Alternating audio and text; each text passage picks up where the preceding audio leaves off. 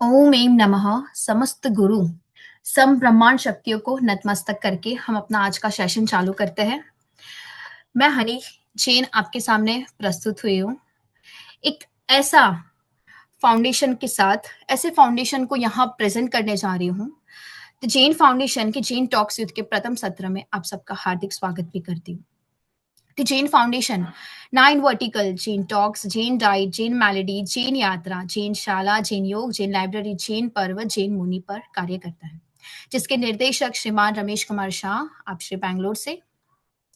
दी Jain foundation एक ऐसा foundation है जहां निरंतर साप्ताहिक स्वाध्याय चलता है एवं देश विदेश के प्रवक्ताओं नए नए विषयों को प्रस्तुत किया जाता है एवं युवाओं के लिए सर्टिफिकेट कोर्स कंपटीशन इत्यादि अनेक प्रतियोगिता का आयोजन किया जाता है। और आज ऐसे ही द जैन फाउंडेशन प्रतिभाशाली युवाओं के लिए जैन टॉक्स यूथ प्रारंभ करने जा रहा है, जिसमें आज का हमारा पहला सत्र है, जिसमें हमारे प्रवक्ता यश जी, जिनका नाम जैसा वैसा ही उनका काम, यश दुनिया भर में हो रहा है। छोटी सी उम्र है उनकी और आज वह अपना विषय लेकर आए हैं, जैन संस्कार विषय, जिनकी उम्र 15 साल, लेकिन उनकी कार्य कुशलता के आधार पर देखे जाए तो किसी महान व्यक्तित्व से कम नहीं। आपका स्वागत है यश जी। आपकी भले ही उम्र कम है, लेकिन आपके तजुर्बे किसी बड़े व्यक्तित्व से कम नहीं हैं। आप डायनामिक एंटरप्रेन्योर हैं, आप 10,000 से ज़्यादा बच्चों को ट्रेन किया है, आपने आपकी एक्सपर्टीज़, एजुकेशन और पर्सनल डेवलपमेंट के पैशन ने आपको बड़े स्तर पर पहचान दिलाई है। अचीवमेंट्स आपके किंग्स यूनिवर्सिटी यूएसए से इंटरनेशनली सर्टिफाइड ट्रेनर है, सबके सबसे कम उम्र के लाइफ कोच के तौर पर आपको अवार्ड मिला, भारत के सबसे कम उम्र के बिजनेस कंसल्टेंट, 2 बार हैट्रिक अवार्ड विनर, भारत के सबसे कम उम्र के एक्सपेरिमेंशियल ट्रेनर। आपने अपनी हैंड्स ऑन और दिलचस्प ट्रेनिंग टेक्निक्स के लिए जाने जाते हैं। आज हम ऐसे ही महान प्रवक्ता को सुनने जा रहे हैं। मैं ऐसे महान प्रतिभाशाली एसटी को जैन टॉक्स युद्ध में हार्दिक आमंत्रित करती हूँ। आपका स्वागत है यहाँ पे। पहले कभी मुलाकात और आपके बारे में सुना नहीं, पर आज मैं खुद भी आपको सुनने जा रही हूँ और सुनना चाहती हूँ बहुत लोगों के साथ। तो मैं ना पहला क्वेश्चन आपको ये पूछना चाहती हूँ कि आपका बैकग्राउंड क्या रहा? मतलब व्हाट वाज़ योर जर्नी? आपकी पहले से यहाँ तक की जर्नी क्या रही? लाइक एनी अदर जेन को लेके बात करें तो हम, आपकी भी वही उम्र, आपकी भी वही सारी क्या बोलते हैं हैबिट्स और आपके वही सारे चॉइसेस रहे होंगे लाइफ को लेके, या फिर जैसे अदर कोई बच्चे के रहते हैं, पर आपकी ये छोटी सी उम्र में आपने क्या डिसाइड किया ऐसा, और आपकी लाइफ में ऐसा क्या मोटो रहा, और आपकी लाइफ में ऐसा कौन सा टर्निंग पॉइंट आया, और कौन वो स्पेशल पर्सन था जिसने आपको आज यहाँ लाके खड़ा किया? हम सब लोग बहुत उत्सुक है उस चीज को और आपकी जर्नी को सुनने के लिए, तो प्लीज कुछ शुरू कीजिए। बहुत बहुत प्रणाम आप सभी को। Thank you so much Honey ji for this wonderful introduction. और आज मैं यहाँ पर हूँ, इट्स माय प्लेजर। तो इट्स इट्स लाइक जर्नी तो ऐसा है कि बचपन से ही स्टार्ट हो जाती है, पेरेंटिंग से। यही हम सिखाते हैं, यही हम मानते हैं। तो मेरी भी जर्नी बचपन से ही शुरू तो हो गई थी मेरी मम्मी की पेरेंटिंग से, बट अगर इन रियल टर्म्स देखा जाए तो जब मैं 9 साल का था, that was 2019, before Covid era. तो तब मैंने ट्रेनिंग अटेंड की थी वहाँ से। काफ़ी सारी चीज़ें आगे चल के मैं उन्हीं से उनको उन्हीं से मेरे को सर्टिफिकेशन मिला है। तो वहाँ पे बहुत सारी चीज़ें सीखी, जो लाइफ स्किल्स बोलिए, स्टडी स्किल्स बोलिए। तो that was there, but that was just one part of this thing. उसके बाद तो ऑफ कोर्स कोविड लग गया। बट जब कोविड लगा तो मेरी मम्मी ने एक ही बात कही कि टाइम वेस्ट मत कर। मेरे को टाइम वेस्ट करना अलाउड नहीं है। ठीक है, आपको स्क्रीन देखनी है, देखो, कुछ सीखने के लिए देखो। और तभी जो मेरे कोच थे जिनसे मैंने वो ट्रेनिंग अटेंड की थी, वहाँ पे मेरे को एक बहुत अच्छी अपॉर्चुनिटी मिली, मैं उनके पास गया रहने के लिए। It was part of a life coaching, और उनके पास मैंने अपनी पूरी ट्रेनिंग कंप्लीट की। एंड नवंबर 2020 में मैं यंगेस्ट बिजनेस कंसल्टेंट, दिसंबर 2020 में youngest international trainer, and life coach in 2021 जनवरी। तो वहाँ से मेरा वो किक स्टार्ट हुआ। तो दो चीज़ें रही है, मेरे कोच, मेरे जो फर्स्ट कोच है, और मेरी मम्मी का तो ऑफ कोर्स बहुत स्पेशल योगदान है ही है इसमें। That is undeniable. So that's how I started. तो क्या आप अपनी प्रोफेशनल लाइफ जैन धर्म के सिद्धांतों को फॉलो करते हैं, या यदि हाँ तो वे कौन से सिद्धांत है ऐसे? तो बचपन से ही संस्कार तो वैसे ही दिए जाते हैं। तो जैन सिद्धांतों के बिना तो आई फील कोई भी बिजनेस ग्रो नहीं कर सकता है। तो अपनी पढ़ाई भी जब मैं कर रहा था तो वहां पे भी हमको एक ही चीज सिखाई जाती है कि आपकी कस्टमर सर्विस बहुत अच्छी होनी चाहिए। वो कब होगी? जब आप नीतिगत तरीके से व्यापार करेंगे। When your business is trustworthy, तभी आपका बिजनेस ग्रो होगा। और वो चीज हमारे जैन सिद्धांतों से, of course that is our Jain this thing, कि नीतिगत व्यापार करो, सच बोलो। तो आई थिंक उसके बिना तो कोई बिजनेस सक्सेसफुल हो ही नहीं सकता है। अपने जैन सिद्धांत तो सब जगह देखने मिलते ही है। तो yes, I have also used that, उन पे भी मैंने अमल किया है। तो आज जैन धर्म के सब सामने सबसे बड़े चैलेंजेस क्या है, आपको क्या लगते हैं? आई थिंक ऐसे तो काफी सारे चैलेंजेस है और काफी सारे लोग इस पे लगे हुए हैं जैनिज्म के उत्थान के लिए। बट क्योंकि मैं टीचिंग और कोचिंग फील्ड से हूँ तो मेरा पर्सपेक्टिव टीचिंग के तरफ जाता है। So what I personally feel is, आज की डेट में जब आप बात करते हैं कि पाठशाला चल रही है, दैट इज वेरी गुड। काफी बच्चे पाठशाला ज्वाइन किए और वो रेगुलर सूत्र वगैरह पढ़ रहे हैं। बट जो जैन धर्म का एसेंस है, या जो जैन धर्म की लर्निंग्स है इन टर्म्स ऑफ नॉट सूत्र but in terms of understanding, वो आज के यूथ तक पहुंचना वो इतने आसानी से नहीं पहुंच रहा है। उसके लार्ज स्केल पे एक इंस्टीट्यूट या एक ऐसी चीज जो चल रही है, ऐसा अभी तक नहीं है। वो एक बहुत बड़ा चैलेंज है। बिकॉज जब हम बात करते हैं जेंजी की, जब हम बात करते हैं यूथ की, तो हमको लॉजिक चाहिए चीज में, और हमको वो अंडरस्टैंडिंग चाहिए। लॉजिक एंड अंडरस्टैंडिंग से ही हम ट्रस्ट करते हैं। ये ओवरऑल हमारा यूथ का, जेंजी का इंस्टिंक्ट रहता है। तो हम्म। ऐसी चीजें, ऐसा, और इट कुड बी ऑनलाइन, आज की डेट में टेक्नोलॉजी है। तो वो चीज मेरे को ये लगता है कि I think that is somewhere we are lacking around. मैंने एक प्रोजेक्ट किया था जैनिज्म वर्ल्ड, वहाँ पे पूज्य मणि प्रभा श्री जी महाराज साहब की निष्ठा में वो पूरा कोर्स बना है। और उस पे जब मैंने जैन इतिहास का पाठ लिया तो मैंने सोचा ये सारी चीजें अगर मेरे को भी आज 3-4 साल पहले पता चलती तो काफी सारी चीजें उस टाइम से भी मैं चेंज कर सकता था। तो दैट इज वन पॉइंट।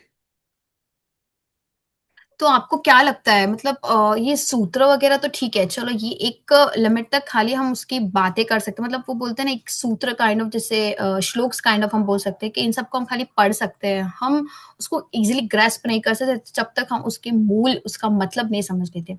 और आजकल के जेंजिस को ना उन सबकी क्या बोलते हैं, एक जैसा आपने बोला, उसको एक लॉजिक चाहिए, हर एक चीज का आजकल लॉजिक चाहिए। तो आपको क्या लगता है फिर वो आपके पॉइंट ऑफ व्यू से कैसे उसको ला सकते हैं बाहर, मतलब इस चीज को जेंसिस तक कैसे पहुंचा सकते हैं? आई थिंक इसका सबसे बड़ा एग्जाम्पल यही है जो हम पर्सनली भी यूज करते हैं। आज की डेट में साइंस बहुत सारी रिसर्च कर रहा है। एक अगर एग्जांपल मैं आपको दूं तो साइंटिफिक साइंस की दुनिया में एक एक्सपेरिमेंट हुआ कि 3 राइस के जार लिए गए, ठीक है। और तीनों जार में चावल रखे गए और पानी डाला गया, और 30 दिन तक हर दिन एक जार को बोला गया तू बहुत अच्छा है, आई लव यू। एक को बोला गया आई हेट यू। एक को इग्नोर ही कर दिया गया पूरी तरीके से, मतलब उसको उसको कुछ नहीं बोला, उस पर ध्यान ही नहीं दिया। तो अब हमको ये लगता है कि चावल के थोड़ी मेमोरी होती है, चावल के थोड़ी कान है, उसको क्या समझ में आएगा। बट 30 दिन बाद जब देखा गया तो जो जिसको बोला था आई लव यू, वो जार एकदम, मतलब बहुत अच्छा, उसमें चावल एकदम अभी भी, और उधर से सुगंध आने लगी थी। हम्म। दूसरा जार जो था जिसको बोला गया आई हेट यू, ठीक है, वो जार खराब, उसके जो चावल थे वो खराब होने लग गए। और जिसको इग्नोर किया वो तो और भी ज्यादा, पूरे चावल सड़ गए थे उसके अंदर। अब ये क्या बताता है कि हमारे जो वर्ड्स है, जो हमारे वाइब्रेशंस है, वो बहुत इंपॉर्टेंट है। अब इसको जब हम जैनिज्म से देखें, जैनिज्म के पर्सपेक्टिव से, तो हमको बोला गया है, क्रोध नहीं करना चाहिए। व्हाट इज क्रोध, what is anger? It is a vibration. तो जो हम क्रोध करते हैं वो हम करते किसी और पे, होता हमारे अंदर है। और वो वाइब्रेशन, अच्छा, हमारे में बोला गया है कि नवकार मंत्र गिन के पानी पीना चाहिए। वो क्या है, दैट इज अगेन नवकार जब हम बोलते हैं वो प्रेयर करते हैं, वो वाइब्रेशन है। तो जब हम साइंटिफिक तरीके से युद्ध को समझाते हैं तो आई थिंक कोई ऐसा टॉपिक नहीं है जो नहीं समझाया जा सकता। हमारे शास्त्र बहुत एडवांस है, ये हम सब मानेंगे। एंड ऑफ कोर्स उसके पीछे लॉजिक है, बस वो लॉजिक सही तरीके से युद्ध तक पहुंचे तो I don't think there will be a very big issue of for it, it would be super. तो फिर तो हम ऐसा बोल सकते हैं इसमें कि अगर यही बात है तो फिर तो इसको खाली पर्टिकुलर जैनिज्म का अपन लोगो या फिर टैग नहीं दे सकते, तो हर रिलीजन में ऐसा हो सकता है ना, इसका तो कोई रिलीजन ही नहीं है, फिर तो हम ऐसा बोल सकते हैं। देखिए, every religion has its own believes, that is you know, but हमारे में जैसे बोला गया अनेकांतवाद, तो अनेकांतवाद तो है। बट जैनिज्म की जब हम बात करते हैं, Jainism is till an extent a religion, yes, but it's not only a religion, it's a art of living. आज पूरी दुनिया ये मानती है। ऑन रिकॉर्ड नासा साइंटिस्ट ने बोला है कि हमारे रिसर्च में आगम यूज हुए हैं। आज भी नासा के ऑफिस में हमारे आगम्स रखे हुए हैं जिसको वो यूज करते हैं अपनी रिसर्च में। तो Jainism is a art of living. It's a religion yes, but it is more than a religion, it is a art of living. हमारे शास्त्रों में जो भी बताया गया है, आज उन सब की कमी हो रही है। जो जैन धर्म को, और जैन धर्म से मेरा मतलब ये नहीं है कि सिर्फ पूजा प्रतिक्रमण, जो कॉन्सेप्चुअल अंडरस्टैंडिंग जिसको हम बोलते हैं, वो जिसके भी पास है, मैं गारंटी लिख के दे सकता हूं, वो जीवन में खुश है। चाहे उसके पास रिसोर्सेस हो या ना हो, वो खुश है। बिकॉज जैनिज्म आपके मेंटल लेवल पे ज्यादा काम करता है compare to your physical this thing. जब हम बोलते हैं कि जब हम दीक्षा लेते हैं तो हमारा हम सुखी रहते हैं, वहां पे तो हमारे पास कोई रिसोर्सेस नहीं है, इतने बड़े घर गाड़ी सब नहीं है, तो वो खुश हम रहते कहाँ से हैं, दैट इज मेंटली। तो वही चीज जैनिज्म प्रमोट करता है, योर मेंटल पीस, जो आज की डेट में सबसे बड़ी चैलेंज बना हुआ है लोगों के लिए। सुन के बहुत अच्छा लगा। एक्चुअली जैनिज्म के बारे में इतना किसी को पता नहीं है, और आपके मुंह से सुनने में बहुत ज्यादा अच्छा लग रहा है। चलो ये इसकी बात रही। तो आप लोगों के यूजुअली आपके टॉपिक्स टीचिंग्स के क्या रहते हैं? Generally what we focus on, ऐसे तो काफी सारे एस्पेक्ट्स पे मैंने ट्रेनिंग ली हुई है। जैसे एनएलपी, न्यूरो लिंग्विस्टिक प्रोग्रामिंग, यानी हमारे ब्रेन की जो लैंग्वेज है उसको समझ सकते हैं हम, so that is called as NLP. फिर बिलीफ सिस्टम, सेल्फ एस्टीम, ये काफी सारे टॉपिक्स पे हम ट्रेनिंग लेते हैं। It is mainly for your mindset, क्योंकि मेरा अगेन मानना ये है कि योर माइंडसेट इज एवरीथिंग। चाहे आपके पास कोई रिसोर्सेज हो या ना हो, आज की डेट में काफी लोगों के पास अगर मोबाइल नहीं है या उनके पास कोई काम नहीं है, तो उनसे शांति से बैठना वो बहुत डिफिकल्ट हो जाता है। आज काफी सारी ऐसी इंस्टीट्यूट्स को मैं जानता हूँ, इंक्लूडिंग अस, जो सिर्फ कुछ ना करना, सिर्फ बोर होना करवाती है बच्चों को। सिर्फ बोर हो जाओ, 1 घंटा कुछ नहीं करना है, फोन नहीं मिलेगा, कोई एक्टिविटी नहीं है, बोर हो जाओ। तो that is you know peace of mind. तो मेरा जो काम है मोस्टली मेंटल लेवल पे होता है। एंड आज की डेट में पेरेंट्स की जो भी बच्चे के लिए जो चैलेंजेस वो फेस करते हैं, उस पे हम ज्यादातर वर्क करते हैं। मेरा जो मेन फोर्ट है that is 7 years and above के बच्चों के साथ वी डील। तो उनकी personality development, public speaking and mid brain activation, जो हम थर्ड आई एक्टिवेशन बोलते हैं, वो मैं करवाता हूँ उनको। मात्र 2 घंटे में बच्चे आंख बंद करके कलर्स फाइंड आउट कर सकते हैं हमारी ट्रेनिंग के बाद। तो हाँ, वो वंडरफुल। हम ट्रेनिंग्स प्रोवाइड करते हैं and majorly we focus on life तो कोच। यूट्यूब पे क्या देखते रहते, ये फोटो नहीं आपने अपनी? अच्छा अच्छा। हेलो या, सो लाइफ कोच के साथ काम करते हैं। तो these are are all the aspects which we work on.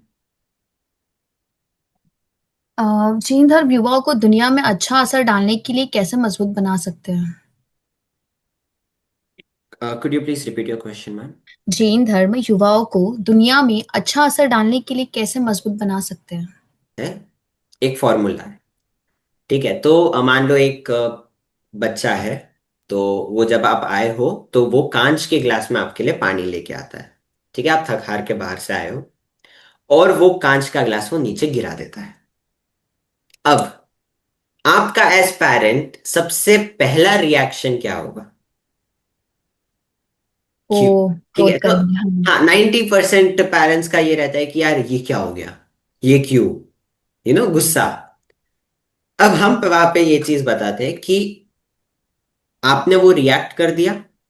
ठीक है, अब आगे जाके वो बच्चा ऐसे मल्टीपल जब इवेंट्स होते हैं तो वो बच्चा आपसे कहीं ना कहीं पे डिस्कनेक्ट होने लगता है, क्योंकि ये तो मेरे पेरेंट्स ये मेरे को डांटते हैं। क्या डांटना गलत बात है? जी नहीं। फर्म होना बहुत जरूरी है। कई लोग ये बोलते हैं parents should be the best friends of the child. नहीं, जरूरत नहीं, आप पेरेंट्स रहिए। आपका फर्म होना बहुत जरूरी है। फ्रेंड्स उनके पास बहुत है जीवन में। You should be firm, but at one point एक सिचुएशन है, आपने रिएक्ट किया, ऐसे इंसिडेंट्स के बाद बच्चा आपसे इमोशनली डिस्कनेक्ट होता है। और एक इंसिडेंट की सेम इंसिडेंट हुआ, बट आपने बोला कि इधर से दूर हो, एक ग्लास में मेरे को पानी ला के दे, फिर हम साथ में ये ठीक कर लेंगे। तो ये क्या हुआ? रेस्पॉन्स हुआ। एंड जब ऐसे इंसिडेंट्स होते हैं तो कल को अगर बच्चे के साथ कुछ गलती बच्चे से हो भी जाती है तो they don't think before telling their parents. पता है क्या करेंगे? आखिर सोल्यूशन यही देंगे। तो ये हो गया आपका रिएक्ट एंड रेस्पॉन्ड का डिफरेंस।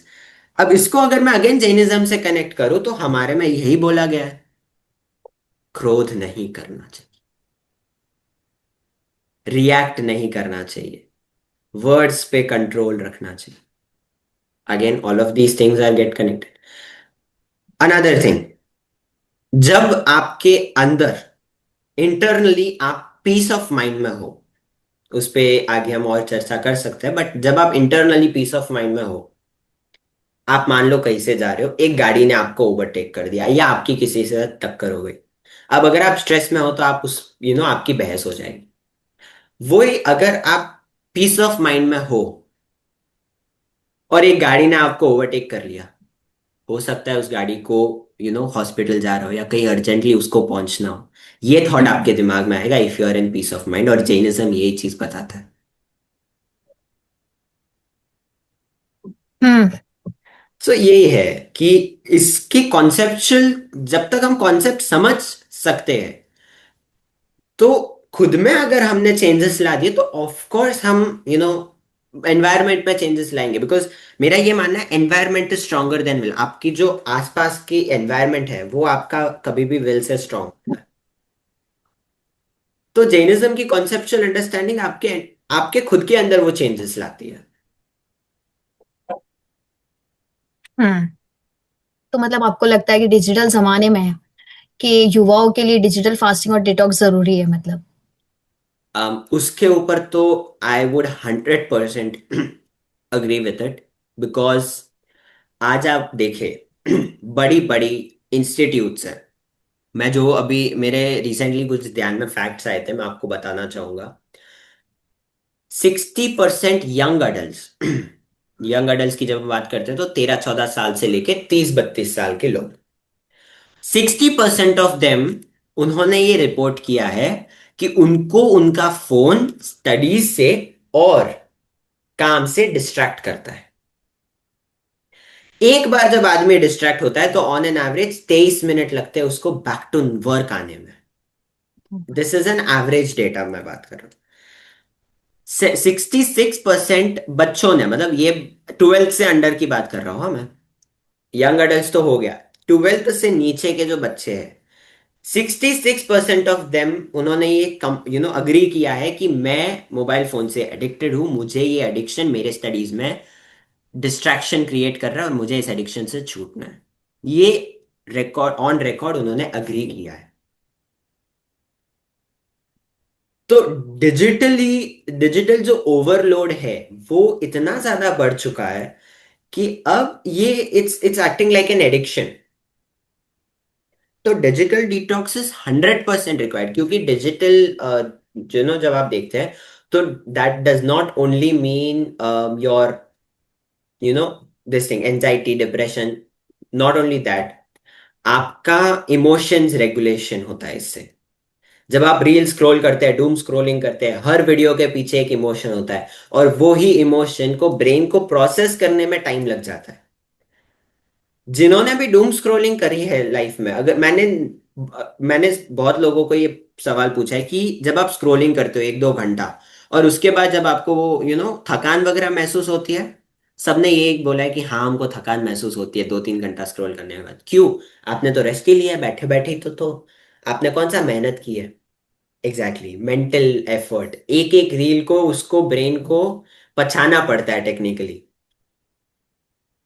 तो इस पे मेंटल इफेक्ट, फिजिकल इफेक्ट, आपकी आंखें से लगा के, आपका नेक पोस्चर से लगा के, बहुत सारी चीजें इट इफेक्ट्स। तो yes, digital detox is 100% required. Uh, तो जैन धर्म के सिद्धांत युवाओं को टेक्नोलॉजी के इस्तेमाल और आध्यात्मिक विकास के बीच एक अच्छा बैलेंस बनाए रखने में कैसे गाइड कर सकते हैं? आई थिंक दिनचर्या जो हमारे में बताई गई है, ठीक है, अब दिनचर्या से मेरा मतलब अगेन मैं यही बोलूंगा, पूजा, प्रतिक्रमण, ये definitely it's required. Why? Because ये आपको अगेन पीस ऑफ माइंड देता है, साइकोलॉजिकली पीस ऑफ माइंड देता है। जैसे हम जब मंदिर में अंदर जाते हैं तो हम बोलते हैं निस्सी निस्सी निस्सी। इसका मतलब क्या है? इसका मतलब ये है कि हम बाकी की दुनिया से अपना डिस्कनेक्ट हो रहे हैं, और अभी हम सिर्फ परमात्मा की भक्ति में लीन रहने वाले हैं for the next half an hour, 1 hour, whatever it is. तो ये आप बोल रहे हो तो ये आपके साइकोलॉजिकली ये फीड हो चुका है। अच्छा, ये फीड कब होगा? जब आपको पता है कि निस्सी का मतलब ये है। तो फिर आप कॉन्शियसली सोचो या ना सोचो, सबकॉन्शियसली आप कहीं ना कहीं पे आप देखोगे कि जैसे आप मंदिर में एंटर करते हो, एक तो वहां का वाइब्रेशन, वहां के ऑरा इतना पावरफुल होता है, और सेकंड, जब आप निस्सी बोलते हो तो साइकोलॉजिकली आपने पूरी दुनिया से डिस्कनेक्ट कर लिया है। आपकी ओवर थिंकिंग, अगर आप करते करते मंदिर में जाते हो, आपकी ओवर थिंकिंग बंद हो जाएगी। आप यू विल, अचानक से आपकी एनर्जी में शिफ्ट आएगा। आपकी जो वो आजकल बोलते हैं ना वाइब, आपकी वाइब कंप्लीटली चेंज हो जाती है जब आप मंदिर में जाते हो। क्यों? Because of psychological cord cutting. तो ये फिजिकल की बात हो गई कि पूजा, प्रतिक्रमण। प्रतिक्रमण जब हम बोलते हैं, सुबह शाम 1-1 घंटा फोन से अलग, ये ऐसे ही हो गया आपका डिजिटल डिटॉक्स। और मोर इम्पोर्टेंटली, फिजिकल जो दिनचर्या है उससे इंपॉर्टेंट है आपकी मेंटल दिनचर्या। तो मेंटल दिनचर्या का अगर मैं एक छोटा सा एग्जांपल अगर आपको लूँ, तो एक बार मैं एक जगह पे बैठा था साहिब जी के साथ, उन्होंने एक बात बताई कि अ, जब भी आप कहीं खरीदने चीज जाते हो, तो आपको दुकानदार जो पहली चीज दिखाए, अगर आप वो ले लेते हो, तो फॉर एग्जाम्पल मैं एक कपड़ा देखने गया, दुकानदार ने मेरे को व्हाइट और ब्लू 2 शर्ट दिखाए। ओके, और मेरे को 2 शर्ट लेने हैं। अगर मैं ये दोनों शर्ट ले लूं, अगर मेरे को पसंद आए, तो बाकी के शर्ट्स देखने का, उसके कनेक्टेड में जो पाप है वो मेरे को नहीं लगेगा। तो ये हो गया जैनिज्म के पर्सपेक्टिव से बात। अच्छा, ये आपका इसमें कैसे हेल्प करता है? तो आज की डेट में online shopping is very, you know this thing common. बहुत कॉमन है।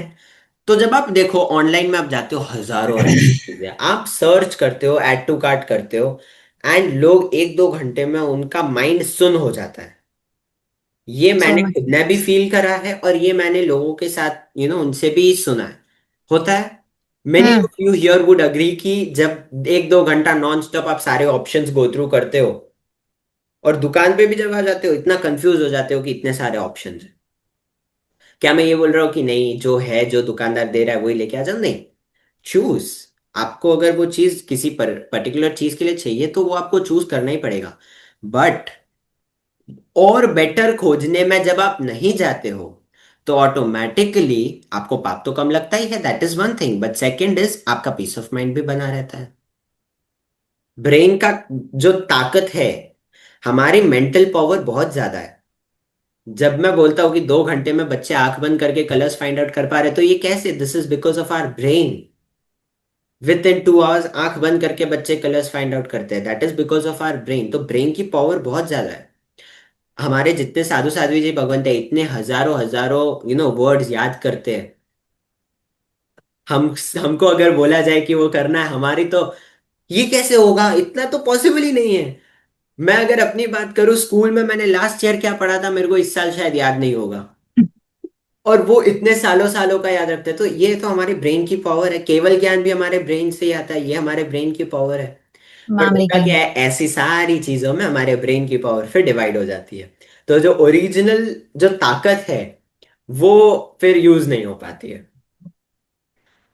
सो दिनचर्या, मेंट स्पेशली मैं यहाँ पे फोकस करना चाहूंगा, मेंटल दिनचर्या ऑफ जैनिज्म अगर फॉलो करने लग जाए तो ऑटोमेटिकली आपको काफी चेंजेस अपने अंदर दिखने स्टार्ट हो जाएंगे।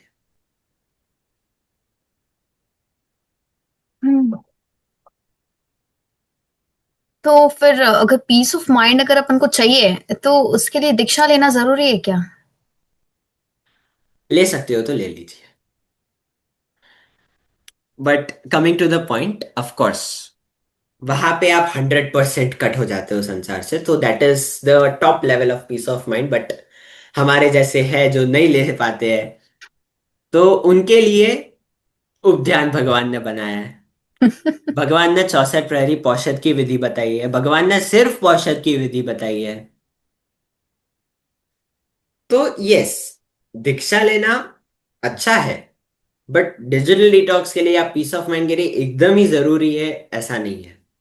आप फ्रीक्वेंटली, अब जैसे काफी लोग हैं, अब मैं अपना ही एग्जांपल ले लूं तो 2021-22 के आसपास में ऑलमोस्ट हर 6-7 महीने में मैं साधु भगवान के पास पढ़ाई करने के लिए और रहने गया हूँ। तो वहां पे जाके मेरा जो पीस ऑफ माइंड बोलो या मेरा यू नो एवरीथिंग, वो कई गुना ज्यादा होता है comparatively when I am at home और when I am at my trainings. वहां का ऑरा है वो। और अगेन, साइकोलॉजिकल कॉर्ड कटिंग भी वहां पे आ जाती है कि जब आप करेमी बनते यू नो पचखान लेते हो तो हो जाता है। तो यस, 64 प्रहरी पौषध ना कर सको, महीने का एक पौषध ना कर सको, 2 महीने में एक पौषध, so all of these are you know भगवान ने सारी चीजें आसान करके हमको दे दी है, बस हमको यूज करना है उस चीज का। बस वही बात है। और आपको कुछ और बताना है आपके साइड से, आपके लाइफ का कोई हैप्पी मोमेंट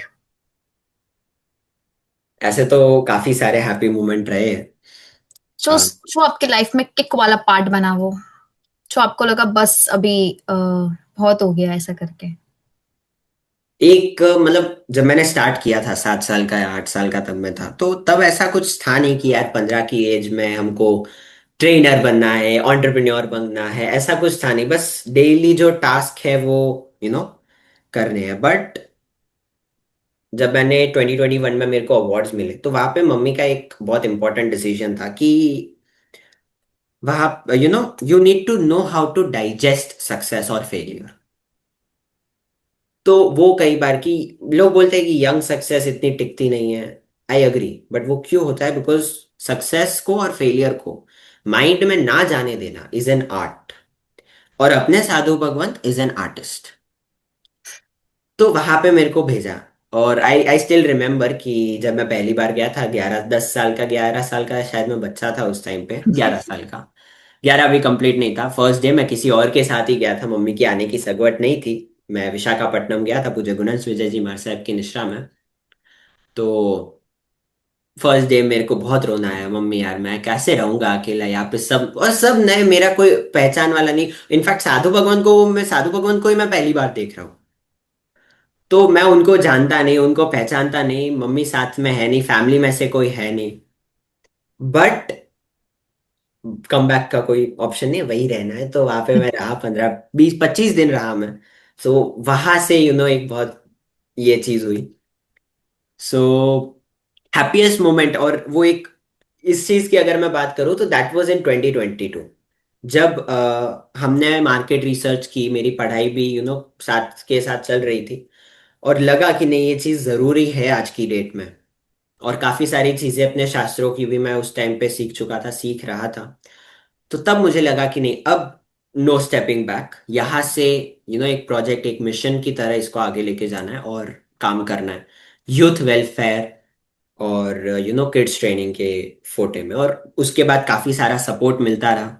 काफ़ी सारे प्लेटफॉर्म्स ने, काफ़ी सारे लोगों ने सपोर्ट किया, और उसके कारण ही आज मैं जो कुछ भी कर पा रहा हूँ वो कर पा रहा हूँ, और आगे भी काफ़ी सारी चीज़ें ऑन द लिस्ट है जो बहुत जल्दी सुनने में आएगी। So yes, so that deciding moment was 2022 starting, कि अब नहीं, अब करना ही है। तो आपको ये करके क्या मिल रहा है? मतलब जैसे आप तो किसी को, ठीक है, आप किसी के सोर्स बन रहे हो, जैसे किसी को हेल्प की ज़रूरत है या किसी को कंसल्ट की ज़रूरत है, तो आप उनकी हेल्प करो, तो उस चीज़ से आपको क्या लाभ हो रहा है? देखिए, मेरा दो चीज माननी है। सबसे पहले तो, क्योंकि मेरे दीक्षा के भाव नहीं है, तो आई नीड बिजनेस। क्योंकि जॉब तो हम लोग, ऑफ कोर्स, तो इतना मेरा स्ट्रांग माइंडसेट नहीं है कि मैं जॉब करूं। और जितना कंपटीशन है आगे मार्केट में, आपको यंग स्टार्ट, और ये यहाँ पे बात ये नहीं हो रही है कि आप अर्ली एज में पैसा कमाओ, या अर्ली एज में आप बहुत करोड़ों रुपए कमाओ। That is not the point here. The point here is, जो कंपटीशन जितना मार्केट में बढ़ रहा है, और आज की डेट में जो स्कूल्स एंड कॉलेजेस की पढ़ाई है, वो जितनी हाई दिखती है उतनी नहीं है। मैं पिछले 4 साल से स्टडीज एंड बिजनेस को साथ साथ में मैनेज करता रहा हूँ। I am being home schooled. सुबह 4 घंटे पढ़ाई करो, साथ में शाम को 1-2 घंटा आपने होमवर्क कर लिया। अच्छा, एग्जाम है क्या, एग्जाम से 15 दिन पहले पूरी, उस टाइम पे फिर मैं दूसरा कोई काम नहीं करता। उस टाइम पे पढ़ाई। अब जैसे परसों से मेरी एग्जाम, मंडे से मेरी एग्जाम स्टार्ट होने वाली है, प्रीलिम्स। तो उस टाइम पे अभी मेरा फोकस ज्यादा पढ़ाई पे रहेगा। But it is possible.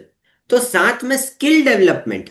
आज एआई जिस स्पीड से टेक ओवर कर रहा है, ऐसी कितनी चीजें जब मैंने पहली बार सुनी, मैं बोला ये क्या हो रहा है, और ये कैसे, मतलब दुनिया फंक्शन कैसे करेगी, वही समझ में नहीं आता है। तो स्किल डेवलपमेंट आज की डेट में बहुत जरूरी है। तो सबसे पहली चीज, मेरी स्किल्स डेवलप होती है। जब मैं 11-12 साल का था, हम बहुत नेटवर्किंग वगैरह करते थे, लोगों के पास जाते थे कि हमारा ये सर्विस है। तो वहां पे लोग मेरे को करेक्ट करते थे, अच्छा आज तूने यहाँ पे ये बोला, यहाँ पे ये नहीं बोलना, सामने वाले को बुरा लग सकता है। अच्छा, इस तरह से पिच किया है भाई, ये तेरा बेनिफिट है, ये तू कब पिच करेगा। तो वो लर्निंग्स जो अर्ली एज में आपको मिलती है, और अंडर 18 जब आप हो, आपके पास कोई प्रेशर नहीं है। आप ट्रायल एरर जो आप करना चाहो कर सकते हो। You don't have any pressure. Once you are done with college, आपको काम करना ही पड़ेगा। तब आप ट्रायल एंड एरर नहीं कर सकते, अब आप कर सकते। तो that is one motive, and second is mummy का जो मोटिव है, जो मैंने आपको स्टार्टिंग में बताया था, टाइम वेस्ट नहीं करना है। तो जब पढ़ाई के साथ साथ ये चीज मैनेज हो रही है, तो करो, एक्सपीरियंस मिलेगा। तो that is both the reasons. वैसे भी लर्निंग की कोई एज नहीं होती है। हाँ, वो तो दैट्स लाइफ लॉन्ग लर्निंग। आज भी कितने कोचेस हैं मेरे जो गुरु है, आज 40-45 के रहेंगे, वो आज वो खुद भी सीखते ही रहे हैं अलग अलग चीजें। सो वो तो रहता ही है। It's a process. तो आज का आपका यह सूत्र बहुत ही शानदार रहा। मैं धन्यवाद ज्ञापित करती हूँ यश जी आपका, जिन्होंने आप हम सभी के लिए अपना समय दिया और सभी के लिए प्रेरणा दी। आप सभी दर्शकों का भी बहुत-बहुत धन्यवाद कि आप हमारे इस प्रोग्राम में सम्मिलित हुए। आप सबको कोई क्वेश्चन है तो आप पूछ सकते हैं यश जी से। श्योर। मम्मी यहीं पे है, 1-2 मिनट में she will be able to join अस।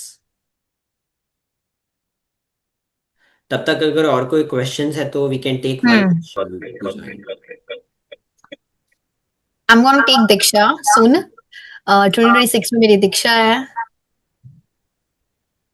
सूरत, मैं सूरत से हूँ। आशीर्वाद बनाए रखना, हम भी इस मार्ग पर जल्दी आए। अरे वो तो आप बनाओगे। आपसे भी बहुत कुछ सुना, बहुत अच्छा लगा। कुछ कुछ मेरे क्वेश्चंस भी थे तो जो मैंने पूछे मुझे बहुत अच्छा लगा। Thank you so much. आप आना दीक्षा में। पक्का पक्का। तो आप अभी स्टडी, आप 10th फ्रॉम होम?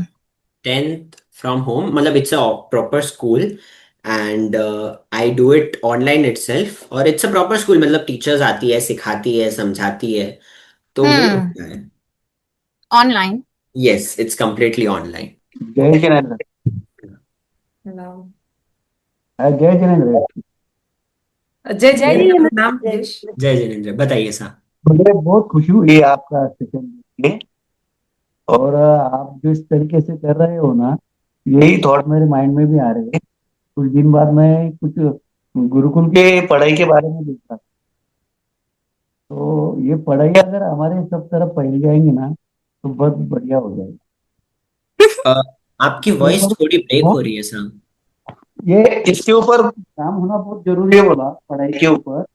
और जो स्टूडेंट है, बच्चे हैं अभी, इन बच्चों को अगर हमें सिखाएंगे तो बहुत अच्छा हो पाएगा इसमें काम। बिल्कुल सर, आई कंप्लीटली तो एग्री। मेरा तो ऐसा कुछ प्लान चल रहा है मेरे दिमाग में कि आज हम पॉलिटिकल में देखेंगे ना, तो पूरा करप्शन हुए वाला है। वो इसके तो ऊपर भी होता है। अगर हम हमारे सिद्धांतों को लेकर चलेंगे, आज नहीं होगा, बट आगे चल के हम 100% कर सकते हैं लोकल लेवल पे। तो इसके बारे में भी मैं बहुत अच्छे तरीके से सोच रहा हूँ। जो हमारे यंगेस्ट है, उनको ऐसा कुछ प्लान करेंगे कि आगे चल के इसमें तो पहली बात तो मुझे भी दीक्षा लेना है। मैंने मेरे लाइफ का टारगेट फिक्स बनाए वाला है कि मुझे क्या करना है। मेरे बच्चे अभी छोटे हैं, उनको स्टैंड अप करना है, उनको भी सही थॉट देना है, उनको अपने सिद्धांतों के ऊपर चलना, उनको सिखाना है। आप जो बोले ना, ये जो माइंड को शांति मिलती है। अभी किसी के पास कुछ नहीं है, लेकिन सिद्धांतों को जिसने समझ लिया ना, वो खुद को बहुत पावरफुल समझता है। वो बातें सब मेरे में मुझे फील होती है सर, बहुत ही फील होती है। तो इसके बारे में हम बहुत ही अच्छे तरीके से काम कर सकते हैं। मैं महाराष्ट्र जालना डिस्ट्रिक्ट से हूँ। वहाँ पे जालना डिस्ट्रिक्ट में अंबर तालुका है।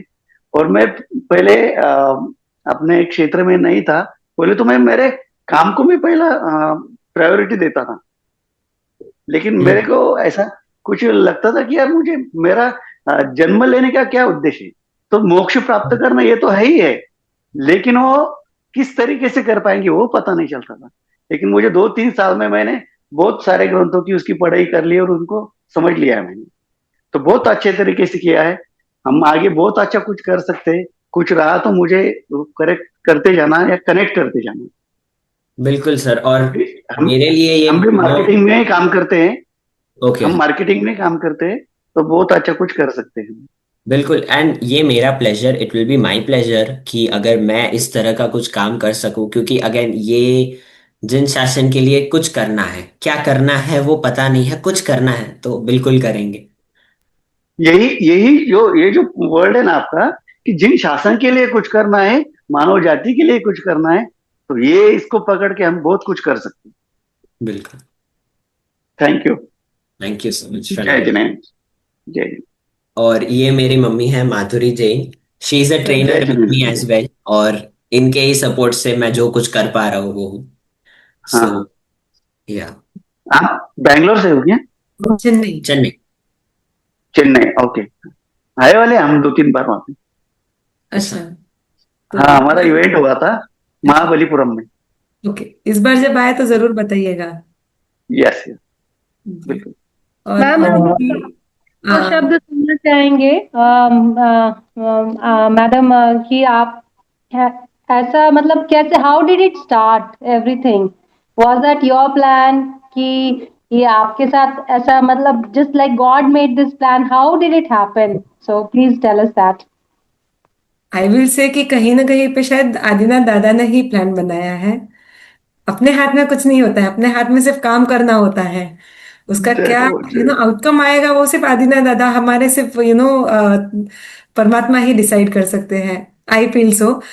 ये ऐसे शुरू हुआ कि शायद मे भी जब मैं पाठशाला पढ़ती थी और जो मेरी गुरु थे मीना बहन जी, जो मुझे पाठशाला में धार्मिक स्टडीज कराते थे, वो हमेशा है ना, एक लड़की को कैसा होना चाहिए, उनके थॉट प्रोसेस कैसे होने चाहिए, जब वो प्रेग्नेंट होती है तब उनकी सोच कैसी होनी चाहिए, एक गर्भ संस्कार कैसा। मैंने गर्भ संस्कार कहीं से करवाया नहीं है, बट मेरे गुरु की जो लर्निंग्स थी, जो संस्कार उन्होंने मुझे दिए थे, end of course my parents, उनका भी और बहुत बड़ा रोल है इन सब चीजों में। तो वो हमेशा ही, मेरे मम्मी पापा, वो हमेशा मुझे हर चीज सिखाना, मुझे इतना मोटिवेट करना, मुझे भेजना नहीं, सीख, बाहर जाएगी सीखेगी, बाहर जाएगी सीखेगी। सो इन सारी चीजों को रख के व्हेन आई वाज प्रेग्नेंट, मुझे अच्छे से याद है कि मतलब सर्कमस्टेंसेस चाहे कैसे भी रहे होंगे, मेरे अंदर की जो दुनिया थी, मेरे अंदर के जो थॉट प्रोसेस थे ना, वो मैंने मेरे भाव कभी बिगड़ने नहीं दिए। वो एक बहुत बड़ा रोल यहाँ पे संस्कारों ने प्ले किया था। उसके बाद जब यश छोटा था तो मुझे एक ही कि मैं उसको कुछ पढ़ाना, कुछ सिखाना। ऐसी चीज मुझे नहीं समझ में आती है जिसका कोई हाथ पैर नहीं है या जिसकी कोई वैल्यू नहीं है। ऐसी चीज सिखाओ जिसकी कोई वैल्यू है। तो मैंने उसको कभी भी रिंगा रिंगा रोसेस नहीं सिखाया, ट्विंकल ट्विंकल लिटिल स्टार मैंने नहीं सिखाया। बट मेरे मम्मी जब मेरे मम्मी मंडल में है तो बहुत अच्छे भक्ति गीत मेरे मम्मी को बहुत आते हैं। तो जब भी घर में मौका मिलता था, मम्मी और मैं हम हमेशा भक्ति गीत गाना या कुछ ना कुछ कहानियां, मुझे बचपन से कहानियों का बहुत शौक रहा है। तो स्टोरीज के माध्यम से इसको कुछ ना कुछ नई वैल्यू सिखाना कि नहीं बेटा ऐसे नहीं, इसमें ये कहानी ये कहानी। सो बचपन से इसको कहानियां बताते रहना। एंड एज ही सेड कि मुझे टाइम वेस्ट करना पसंद नहीं है। मैं खुद भी नहीं करना पसंद करती हूँ, और इसको भी मैंने यही कहा कि क्या तो हर वक्त तारक मेहता लिख के बैठा रहता है, इसमें क्या मिलता है, इसको क्या, इसमें क्या सीखने को मिल रहा है। यू नो कुछ ऐसा देख, कुछ ऐसा सीख जो तुझे फ्यूचर में काम आएगा। It could be anything. मैं तेरी लाइफ को डिजाइन नहीं कर रही हूँ या मैं तेरी लाइफ में तुझे ये करना है कि ये करना है, मैं डिक्टेटरशिप नहीं कर रही हूँ। एंड ऑफ द डे तुझे डिसाइड करना है कि तुझे तेरी लाइफ के साथ क्या करना है, मैं सिर्फ तुझे ऑप्शंस बता रही हूँ। तो तब मैंने उसको ऑप्शंस दिए कि तुझे क्या देखना है, उसमें से उसने चूज किया मुझे बिजनेस रिलेटेड चीजें देखनी है। एंड देन मैंने उसको अलग अलग मार साहब के पास भी भेजा कि ताकि वो कुछ सीखे, वैल्यूज को सीखे, जाने समझे। एज ही सेड कि सक्सेस एंड फेलियर डाइजेस्ट करना बहुत मुश्किल होता है, लेना बहुत आसान है, डाइजेस्ट करना बहुत मुश्किल है। सो ये चीज मैं उसको उसके अंदर वो कल्टीवेट करना चाहती थी। तो जब मैंने गुणवंत विजय जी मार साहब के पास भेजा, तब मैं पर्सनली भी उनको नहीं जानती थी, ना वो मुझे जानते थे। हमारा जीरो कनेक्शन था। बट एक दिल से आवाज आई कि नहीं मुझे उनके पास भेजना है। उसके बाद मैंने यश को पूज्य नयचंद्र सागर जी के पास भी भेजा, सहस्त्रावधानी महर्षि साहब के पास। तो और उनके पास उसने सरस्वती साधना भी की है। सो जैसे जैसे मुझे आगे आगे मौका मिलता गया, मुझे जैसे गाइडेंस मिलती गई, वैसे वैसे मैं आगे बढ़ती गई एंड चीजें होती गई। यस। तो आपका कहने का मतलब ये हो गया कि बच्चों को पाठशाला भेजना जरूरी है। यस। और बट मेरे केस में ऐसा था कि ये पाठशाला नहीं जाता था, आप तो उनके मैंने उसको टीचर मार बन साहब के गए। पास भेजा। चलो लोगों बहुत को अच्छी डर बात। रहता है कि मार साहब के पास भेजेंगे तो मार साहब वो है ना ओगा फेर देंगे और बच्चा दीक्षा ले लेगा। मैं तो मानती हूँ कि अगर दीक्षा ले ले तो बहुत अच्छी बात है। तो अगर वो बहुत दीक्षा ले ले तो बहुत अच्छी बात है, इससे अच्छी चीज क्या हो सकती है। बट ऐसा है कि अगर दीक्षा नहीं भी लेगा ना, तो वो संस्कार, वो वैल्यूज जो गुरु भगवंतों के पास मिलेगी, उनके ऑरा में रह के जो सीखने को मिलेगा, वो किसी भी स्कूल किसी भी यूनिवर्सिटी में हम नहीं सिखा सकते हैं। जी बिल्कुल, बहुत अच्छी बात है। अच्छा, मेरा एक प्रश्न ये भी था कि जैसे बच्चों की यहाँ पाठशाला नहीं है या उपलब्ध नहीं है, तो के बच्चों को कैसे माहौल में रखें कि वो इस तरह से ग्रो कर पाए जो आपने अपने बच्चे को ग्रो किया है। ना बिजनेस क्षेत्र में भी, धार्मिक क्षेत्र में भी, मतलब हर क्षेत्र में परिपक्व आप बना रहे हैं। तो बच्चे को कैसे माहौल में रखना चाहिए, जो कैसी परवरिश होना चाहिए जो आपने अपने बच्चे को रखी है, थोड़ा सा आप उस पर ध्यान देंगे। जी। सबसे पहले तो जो माहौल है हमारे घर का, वो पूरी तरीके से हमारे कंट्रोल में नहीं होता है। पर हमारी जो दिनचर्या है, हम क्या बोलते हैं, कैसे रिएक्ट करते हैं, वो हमारे कंट्रोल में होता है। राइट।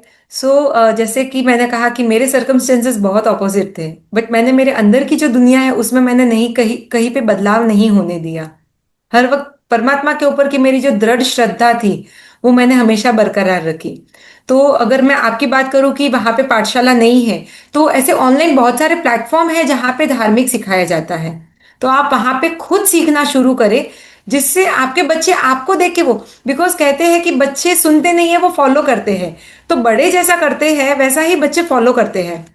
जैसे मैं बचपन से ही मैंने कभी कंदमूल मैंने टेस्ट भी नहीं किया है।